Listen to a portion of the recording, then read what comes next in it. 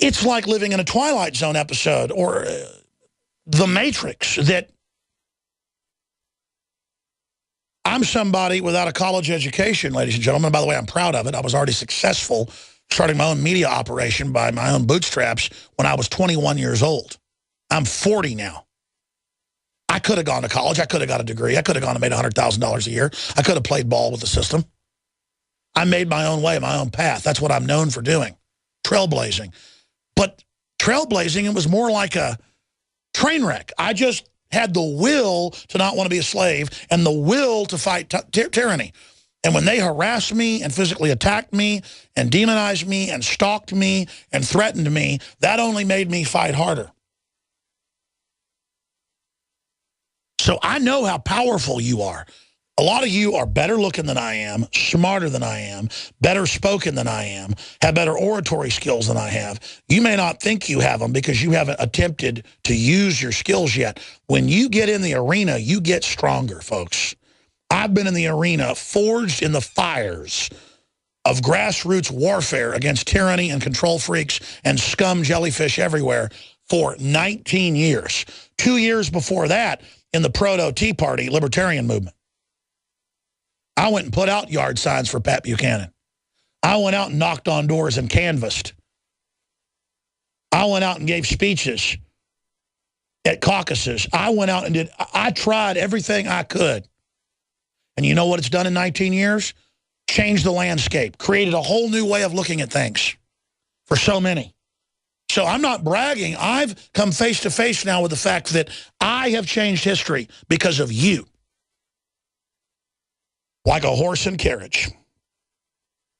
Our listeners from the beginning resonated and taught me, the old-timers, the veterans, the patriots, the engineers, the government people, the police officers, gave me the intel, the firefighters, Deputy Fire Chief Vic Vreeland, Vietnam veteran in his own right, great guy, took me under his wing, helped me for a year, start InfoWars. I've told the crew, get a hold of Vic Vreeland. I think he lives in Bastrop now. Get a hold of him and his wife. I want to take him out to dinner. I want to get him in here. Taught me so much, like my dad taught me and my grandfathers taught me. And here I am after 19 years, another testament to all of us working together. We have savaged the enemy. We have held back their plans. I'm not bragging. It just needs to be said how precious the info war is. And everything we do here, and my crew and my operation, we're making history. And it shows that when good men and women stand up and keep coming, the founder of the Texas Rangers famously said, a man in the wrong can't stand up against a man in the right who keeps on a-coming. You got to keep on a-coming.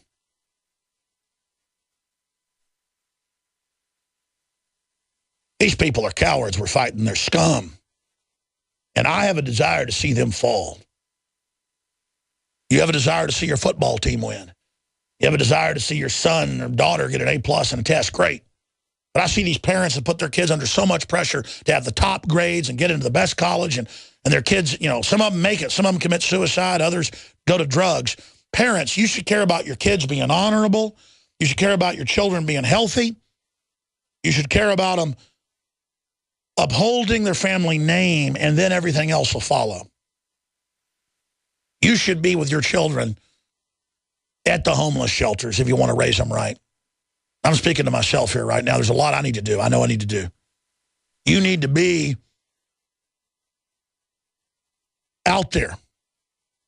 You need to be teaching them to be healthy and not drink fluoridated water and eat GMO. You need to be teaching them, yeah, get good grades, but at the end of the day, that doesn't matter. What matters is be true and be satisfied and be good and to love God. And also stand up for yourself. Parents tell their kids, don't fight back. Kids get in more trouble when they get beat up if they fight back than if they lay on the ground. And I look at how my parents raised me, and it was the opposite of what people raise folks now. And maybe it was reckless. It was bad. I wouldn't do it now, but in a way it was good. Oh, you want a motorcycle? Sure, go have one. You want a moped? Go have one. You're getting beat up at school. We better fight back harder. And I look at today how they raise the kids, it's the opposite. I raised my kids different. Oh, how the generations change. I just got an Americana upbringing. Where is America? How do we find what made us exceptional? Your calls are coming up. Cruz quote again. I already played this. The article's up on Infowars.com. But it's so important that I want to go back over the stakes here, that you've got 40-plus members of the Democratic Party in the Congress already co-sponsoring a bill that, when you read it, ends the First Amendment. This is authoritarianism. These people are dangerous. These are Kim Jong-un wannabes. Let's go to that clip. When you think it can't get any worse, it does. This year, I'm sorry to tell you, the United States Senate is going to be voting on a constitutional amendment to repeal the First Amendment.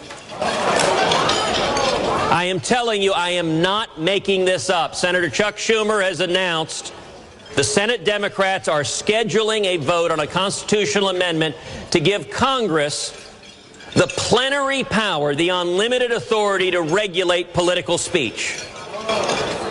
Because elected officials have decided they don't like it when the citizenry has the temerity to criticize what they've done. They don't like it when pastors in their community stand up and speak the truth. And it makes their lives inconvenient when they're not standing for principle, and actually that's pointed out back home. Full clip, full speech. And I'll note this amendment at Infowars.com. Shifting gears, this story's on the left-hand side of DrudgeReport.com if you want to find it. Actress TSA pat-down gives me a head orgasm. Actress Molly Shannon characterized invasive TSA pat-downs as some kind of fetishistic sexual experience. They've had rappers, rockers, others all say this to push it. During an appearance on the Conan O'Brien show this week, when she said that the sensation of a TSA agent groping her gave her a head orgasm. Really, when they do it to small children, it's called pedophilia, which Shannon explains how she opted out of an X-ray scanner while traveling to New York and was given the option to have the pat-down, I shouldn't call her a witch, maybe she's just ignorant, to be conducted in public or in a private room. It already felt like a spa experience or a massage, said Shannon. Oh, yeah, it's real great. Well, let's go ahead and actually hear from her instead of me quoting her. Being ironic is what she's really doing. She doesn't like it. But women especially, on average, decide if they're being suppressed, not all of them, but statistically, to just go with it and say they like it. And it's on record, women are more susceptible to what's known as the Stockholm Syndrome. Not bashing women, it's a survival mechanism. But see, they're using our own survival mechanisms against us where we won't survive in the end. They're just training us how to be prisoners. That story's also up on Infowars.com.